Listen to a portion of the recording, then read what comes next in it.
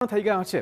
મહેસાણાના વિજાપુરમાં 90 થી વધુ ખેડૂતો સાથે છેતરપિંડીની ફરિયાદ થતા ખળબળ મચ્યો છે। આ ઠગ પિતા પુત્ર પ્રહલાદ અને નરેન્દ્ર પટેલ મૂળ ટોટીદણ ગામના રહેવાસી છે અને કુકરવાડા એપીએમસીમાં 50 વર્ષ જૂની પેઢી ચલાવતા હતા, જેથી ખેડૂતોને તેમના પર વિશ્વાસ બેઠો। આ વિશ્વાસનો લાભ ઉઠાવી ખેડૂતો સાથે ઠગાઈ આચરે છે। પિતા પુત્રે ધંધામાં પૈસાની જરૂરિયાત છે તેમ કહીને ખેડૂતના નામે લોન મેળવી હતી અને રૂપિયા લઈ ઓસ્ટ્રેલિયા ફરાર થઈ ગયા છે। આરોપી પટેલ પ્રહલાદભાઈ પોતે કુકરવાડા સહકારી નાગરિક બેંક ઓફ ના ડિરેક્ટરના વાઇસ ચેરમેન હતા। આ સાથે સામાજિક આગેવાન તરીકે પણ જાણીતા હતા।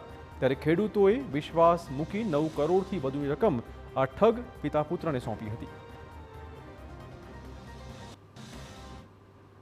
ખેડૂતોનો વિશ્વાસનો એવો વિશ્વાસઘાત કર્યો કે દુરુપયોગ કર્યો કે એમના નામ ઉપર લોનો લીધી, એમને ખેડૂતના નામ ઉપર લોનો લીધી, ક્રેડિટ સોસાયટીઓમાં લીધી, બેંકમાંથી લીધી, બીજી અન્ય જગ્યાઓથી લીધી, કોઈ મંડળોમાંથી લીધી, એવી ઘણી જગ્યાએથી એમને લોનનો ખેડૂતના નામ ઉપર લઈને એમના પોતાના નામ ઉપર ક્યાંય નહીં અને ખેડૂતના નામ ઉપર લઈ અને સારી એવી રકમનો મોટો એવો ભેગો કરી અને પછી અહીંથી ભાગી ગયા છે। ક્યાં ગયા એનો કોઈ અત્તો પત્તો નથી। વિશ્વાસમાં લઈ આરોપી પિતા પુત્ર વિદેશ ભાગી ગયાની જાણ થતાં જ ખેડૂતના પગ નીચે જમીન સરકી ગઈ। કોઈએ પોતાની જમીન પર લોન મેળવીને રૂપિયા લીધા હતા, તો કોઈએ પોતાના આ વર્ષની મહેનતના રૂપિયા તેમની પેઢીમાં જમા કરાવ્યા હતા, તો કોઈએ ખેડૂતે પોતાની ભરણ મૂડી પિતા પુત્રને સોંપી હતી। રૂપિયા લેવા આરોપીના ઘરે અને પેઢી પર જતા ત્યાં તાળું હતું।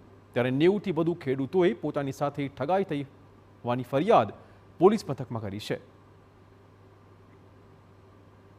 90 જેટલા અરજદારોને અમે પૂછપરછ કરેલી છે અને એમની પાસેથી આ તમામ હકીકત જાણવા મળેલી છે કે આ જે આરોપી વ્યક્તિઓ છે એમણે આ ખેડૂતોના નામે લોન લીધેલી છે અને એ લોનના ટોટલ પૈસા છે પોતાના એકાઉન્ટમાં ટ્રાન્સફર કરાવેલા છે અને આ રકમ લઈ ભાગી ગયેલો છે।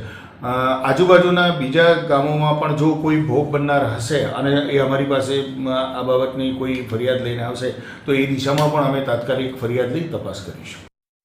રાજકોટમાં વધુ એક પોન્ઝી સ્કીમનો આરોપ મૂકવામાં આવ્યો છે।